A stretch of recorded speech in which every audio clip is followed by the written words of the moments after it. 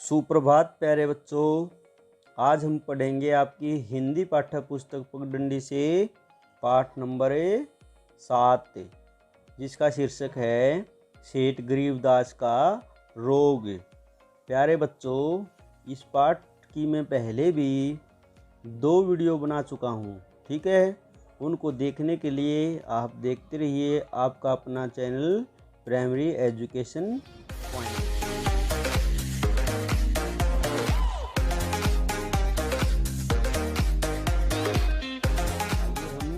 पाठ को पढ़ना शुरू करते हैं, ठीक है।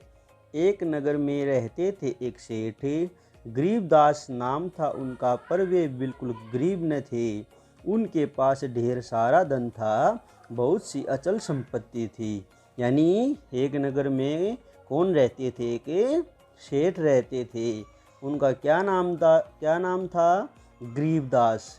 लेकिन वे गरीब नहीं थे, उनके पास बहुत सारी धन दौलत थी, अचल संपत्ति थी। अचल संपत्ति एक शब्दार्थ भी आया था। अचल संपत्ति यानी उनके पास बहुत सारी जमीन थी और क्या थे? उनके अपने बहुत सारे मकान थे। सेठ जी को सब प्रकार का सुख था।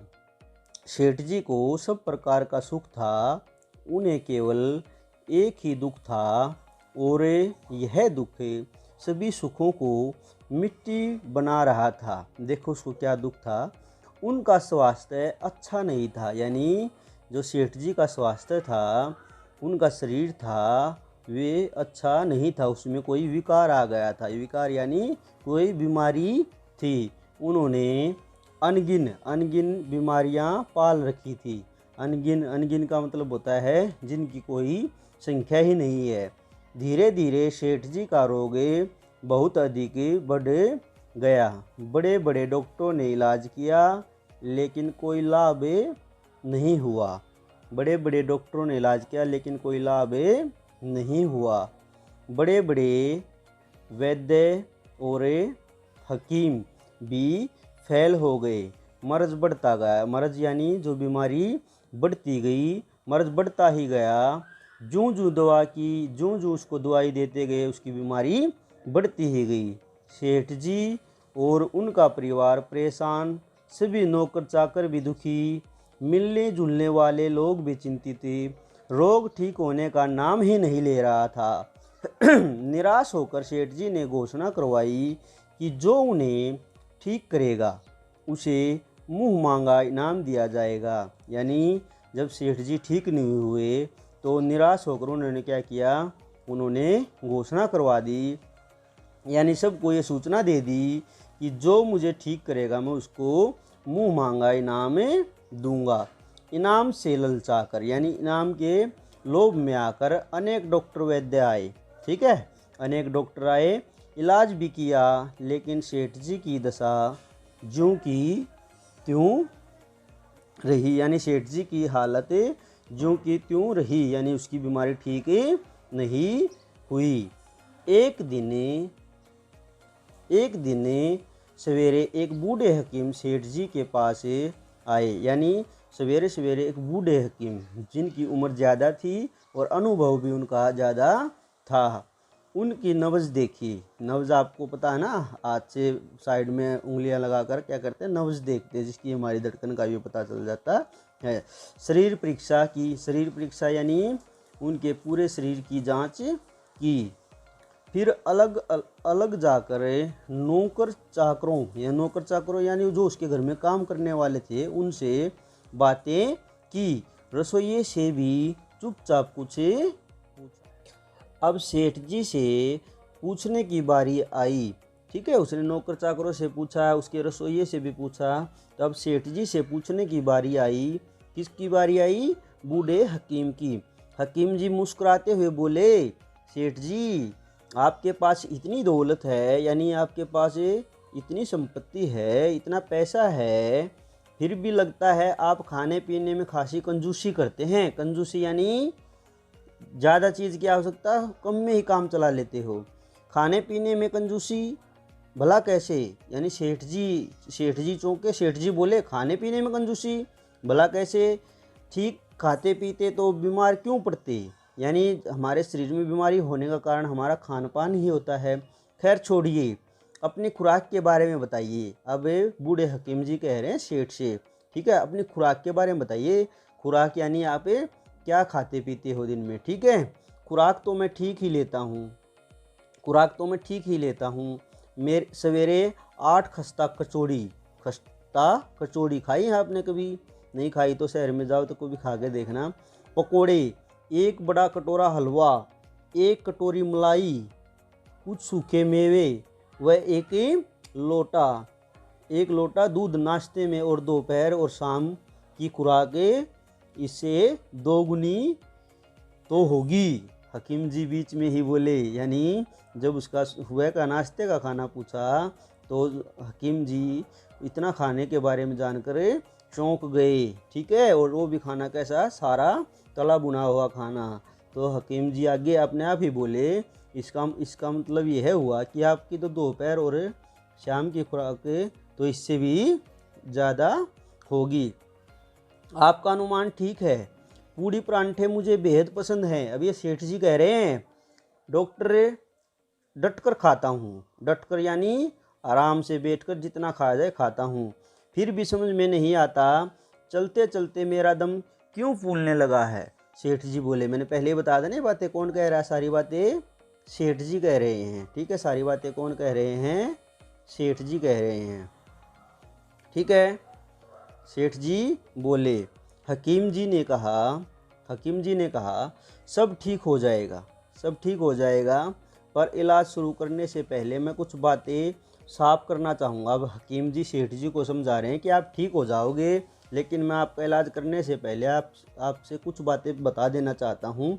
कहिए। अब सेठ जी कह रहे हैं, कहिए आप क्या कहना चाहते हैं? सेठ जी ने पूछा, अच्छी तरह सोच लीजिएगा, अच्छी तरह सोच लीजिएगा, मेरे इलाज पर आप नाराज़ तो नहीं होंगे। अब हकीम जी कह रहे हैं सेठ जी से, इलाज किसी अलग सुनसान जगह पर किया जाएगा, यानी जहाँ पर आप हो यहाँ पर आपका इलाज नहीं होगा, आपको ऐसी जगह ले जाया जाएगा जहाँ कोई भी न हो।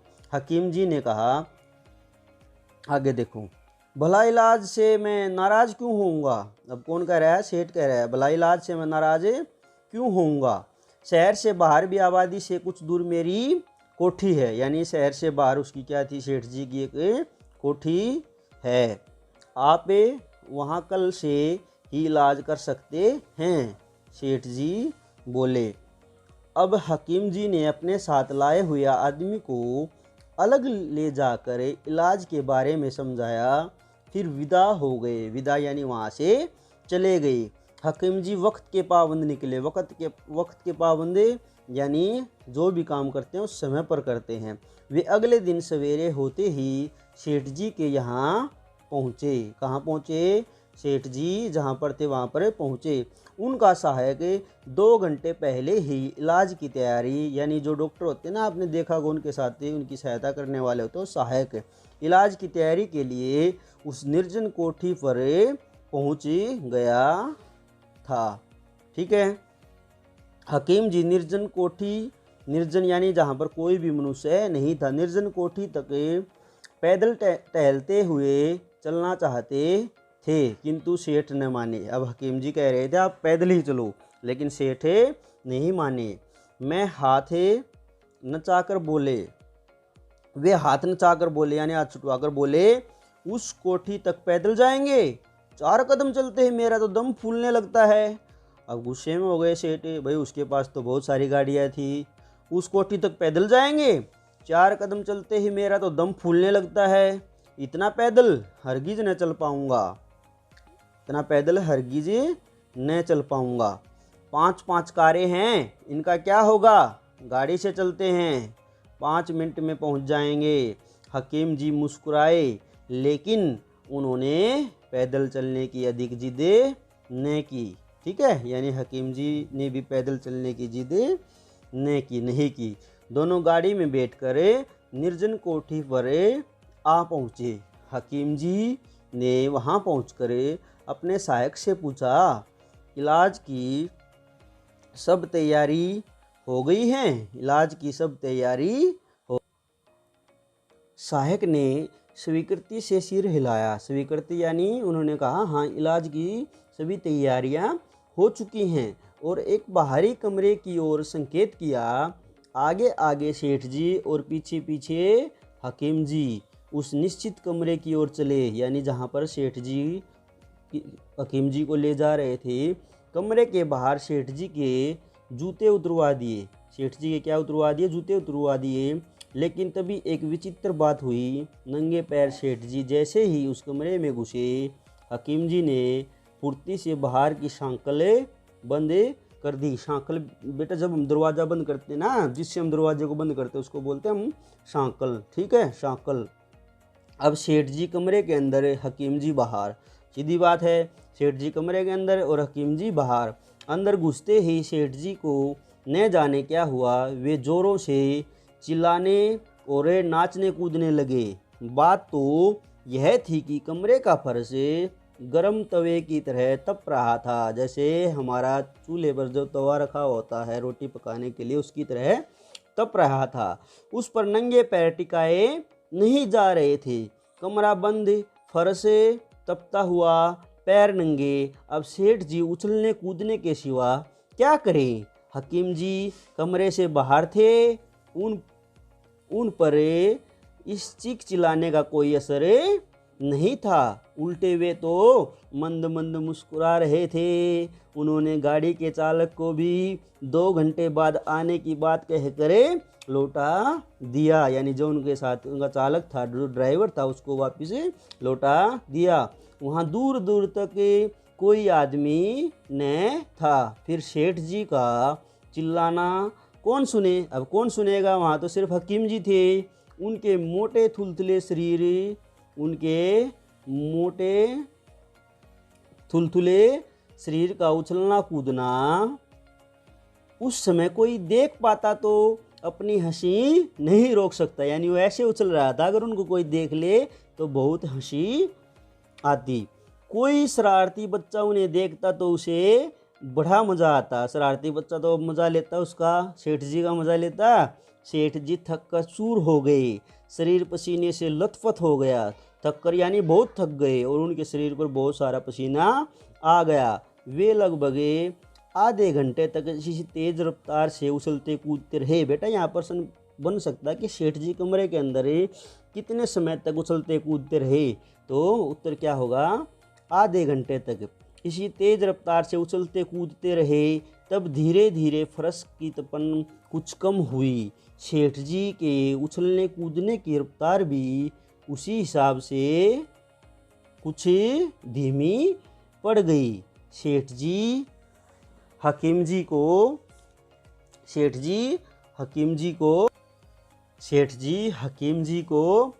जी भरकर कोस रहे थे, यानी कोस रहे थे, एक प्रकार से उनको गालियां दे रहे थे, गालियां बक रहे थे। पर कमरे से बाहर कुछ दूरी पर खड़े हुए हकीम जी तो पूरे बहरे बने हुए थे। अब हकीम जी कुछ भी नहीं बोल रहे थे। हकीम जी कुछ भी नहीं बोल रहे थे। पूरे 1 घंटे के बाद हकीम जी ने उस कमरे का दरवाज़ा खोला। अब आपका प्रश्न यहाँ ये बनता है कि सेठ जी को हकीम जी ने कमरे से कितने समय बाद बाहर निकाला? पूरे 1 घंटे बाद, ठीक है। बदहवास, पसीने में लथपथ सेठ। बदहवास यानी होश हवास में नहीं था। पसीने में लथपथ सेठ जी हकीम जी को गालियाँ बकते बड़बड़ाते हुए बाहर निकले। हकीम जी धैर्य की मूर्ति बने हुए सब कुछ सुनते रहे, यानी धैर्य धीरज रखे हुए। सेठ हकीम जी ने बिल्कुल भी गुस्सा नहीं किया। उन्होंने सेठ जी को एक पेड़ की छाया में बिठाया।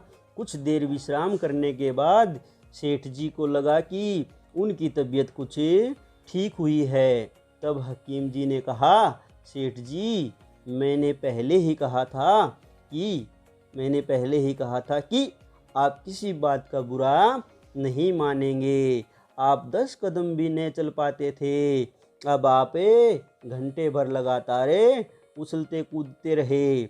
आप अच्छी खुराक लेते हैं पर शारीरिक श्रम नहीं करते, यानी शारीरिक श्रम नहीं करते। आप मेहनत नहीं करते, व्यायाम नहीं करते, यही आपका रोग है। यानी आपके अंदर कोई भी बीमारी नहीं है, आप बहुत ज़्यादा खाना खाते हो लेकिन आप मेहनत नहीं करते। आप कम खाएं और नियमित व्यायाम करें, यानी कम खाएं और समय पर प्रतिदिन व्यायाम करें, योगासन करें, यानी योग के लिए जो जो आसन होते हैं वे करें, सवेरे खुली हवा में भ्रमण करें। बेटा ये सारी बातें अपने ऊपर भी धारण किया करो।